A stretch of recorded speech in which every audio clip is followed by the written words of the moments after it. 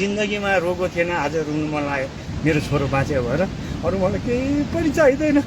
कसैले हेरेस् न, आश मारेको मैले आश मारेको मेरो सम्पत्ति भन्दा नि मेरो परिवार बाँच्न त्यो बाँचियो, बचाउन सफल भयो है। त्यो खोलाएर छाड्न म सँगसँगै 5 मिनट सेकेन्ड फरक भनेपछि खोला यहाँ छ, म यहाँ छु, आमालाई घिसार्दैछु, परिवार घिसार्दैछु, म त्यसरी बाँचेको। यति मैले देखेको, लाइभ देखेको।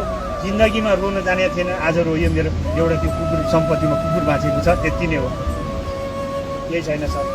घरि देखिहाल्नु भयो, नानी सानो छैन, लग्यो, केही छैन। 2टा निजी बाइक थियो, एउटा एनएक्स थियो, एउटा स्कुटर थियो, स्कुटर पनि त्यहाँनिर राखेको थियो। पछि आएर बस्ला नि त, त्यो डिलमा त बस्ला नि त, भने त्यो पनि गयो, केही पनि छैन, म नाङ्गै हो। जम्मा घरबाट निस्केको एउटा स्कुल अफिसको ड्रेस थियो सर, यो नि अर्काको मागेर लाएर हिँडेको छु मैले होइन। मेरो केही पनि साथमा छैन, मेरो 6 जना परिवार छ, साथै जम्मा बचेको पनि रोगो थिएन, आज रुनु मन लाग्यो मेरो छोरो बाँच्यो भएर। अरू मलाई केही पनि चाहिँदैन।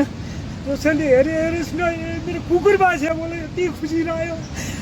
छोरा जस्तो गरेर पालेको, यसलाई पनि यसको बाहुनीमा आमा चाहिँ कुकुर ट्रकले खिचेर मारेछ, मैले ल्याएर पालेको कुकुर बाँच्यो है, यति खुसी छ।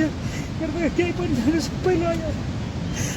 म जिन्दगीमा रुवा थिएँ, जस्तै सङ्कट आयो रुवा थिएँ। मलाई सम्पत्ति गयो भने रुवा होइन, मेरो कुकुर बाँच्यो भने रुवा। मेरो छोरा जस्तो गरेर पालेको, मेरो 6 जनामा 7 जना हो यो। मेरो यति गर्व गरेर बसेको।